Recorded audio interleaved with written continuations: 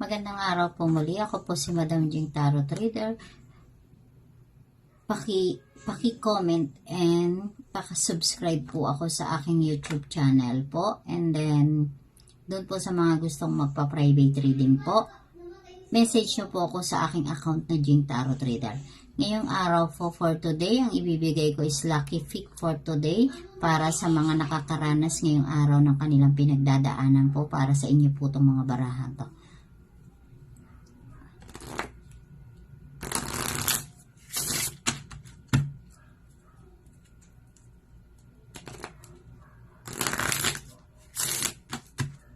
Lucky Pick for today na binibigay po ng baraha po. Ito po ang inyong angel card na sinasabi po dito for the angel card. Ang binibigay po ng baraha po is giving and receiving. Ang sinasabi for dito is giving and receiving. The entire universe operate in cycle similar to your inhalation and exhalation. When you only exhale, give, or only inhale, receive. When you become out of rhyme with the universe for optional health, energy, and replacement. Balance its situation in your life with an exhalation. Ibig sabihin po nito is giving and receive. Matuto po kayong tanggapin ang inyong pagkakamali, and then matuto rin po kayong magpatawad or bigyan ng pagkakataon ang nangyari sa inyong buhay para mabago ang inyong kapalaran. Ibig sabihin, ngayong araw po kayo po ay dumadanas po ngayon ng kalungkutan or kasawian sa pag-ibig, na wala kayong trabaho, na hindi kayo matanggap sa trabaho, or lahat ng kagandahang buhay na tinamasa nyo ngayon po ay nawala po sa inyong lahat. Matuto po kayo because is that's the reason para po kayo ay matuto sa inyong mga pagkakamali. Kaya po binibigay ni angel card is giving and receiving.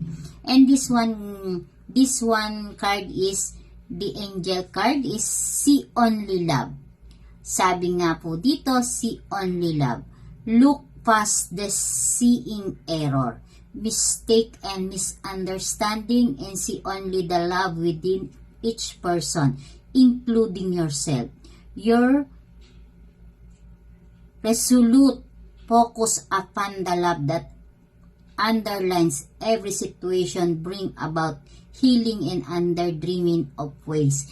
Ibig sabihin na kayo ay nagkamali sa inyong pag-ibig ngayong araw is because of marami naman pwedeng pagkakataon na kung ang inyong mahal ngayon ay kayo ay pinagpalit or sinasabing iniwanan kayo, or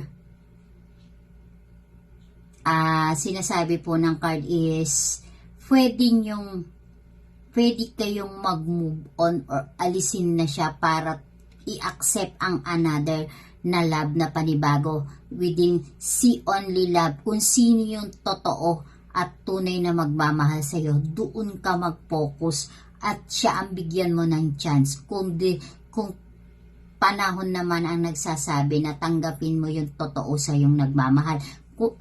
Kung ang gusto mo naman ay ayaw sa'yo, pilit mong hinahabol at pilit mong sinisiksik ang iyong sarili. Sinasabi po ng card, magbigay ka ng pagmamahal sa iyong sarili bago mo na magmahal ka ulit. Kailangan matuto kang mahalin ang iyong sarili kasi because sa nangyari sa iyong pagmamahal sa iyong past life, ibinigay mo lahat. Walang natira sa sarili mo. Puro lahat doon sa pagmamahal na binigay mo. Ibig sabihin, sinasabi ni angel card, mahalin mo yung sarili mo bago ka ulit mag-accept ng panibagong pagmamahal. That's the reason para kayo ay matuto sa buhay niyo. And then, steady progress.